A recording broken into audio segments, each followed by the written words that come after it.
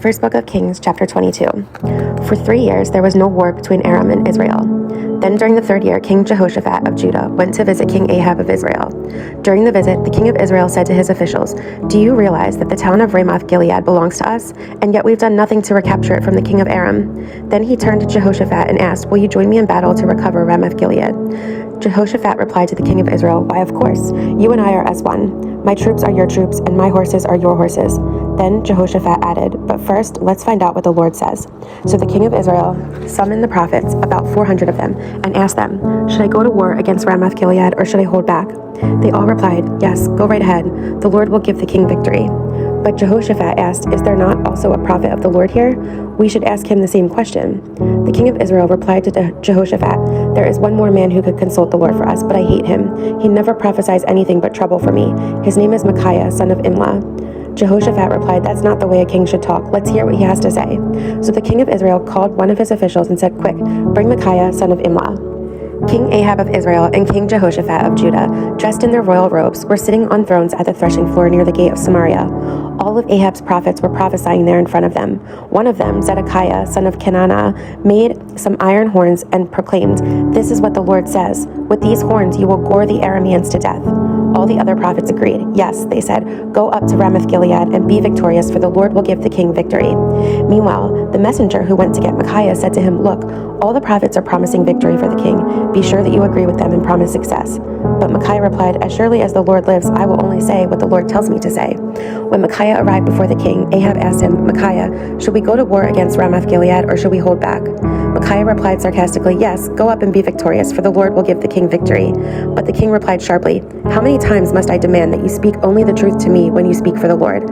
Then Micaiah told him, "In a vision I saw all Israel scattered on the mountains, like sheep without a shepherd, and the Lord said, 'Their master has been killed. Send them home in peace.'" "Didn't I tell you?" the king of Israel exclaimed to Jehoshaphat. "He never prophesies anything but trouble for me." Then Micaiah continued, "Listen to what the Lord says.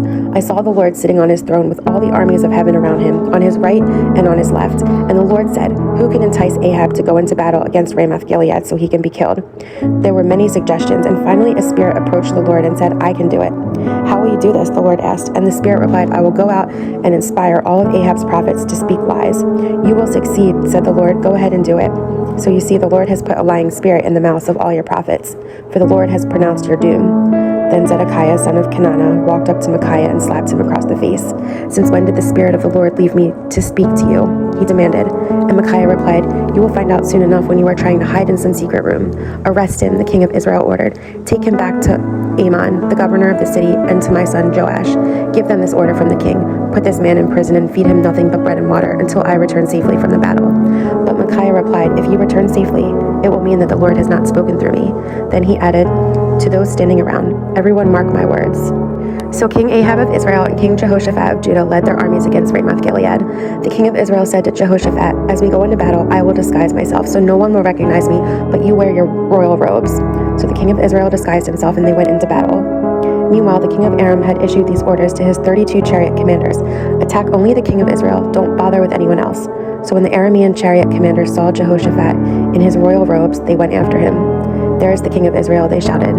But when Jehoshaphat called out, the chariot commanders realized he was not the king of Israel, and they stopped chasing him.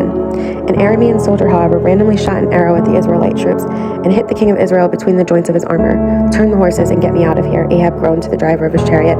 "I'm badly wounded." The battle raged all that day, and the king remained propped up in his chariot facing the Arameans. The blood from his wound ran down to the floor of his chariot, and as evening arrived, he died.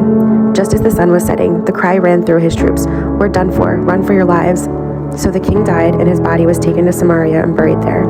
Then his chariot was washed beside the pool of Samaria, and dogs came and licked his blood at the palace where the prostitutes bathed, just as the Lord had promised.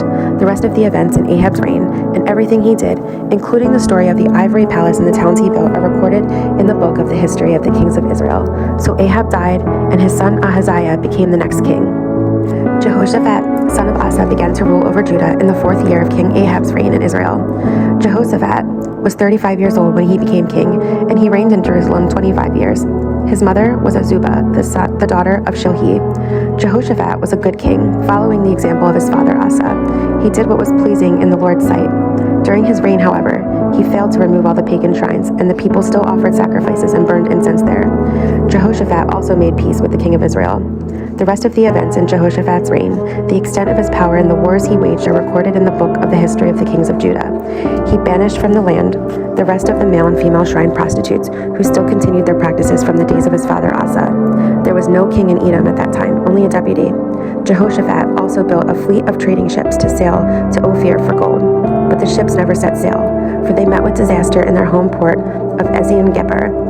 At one time, Ahaziah, son of Ahab, had proposed to Jehoshaphat, "Let my men sail with your men in the ships."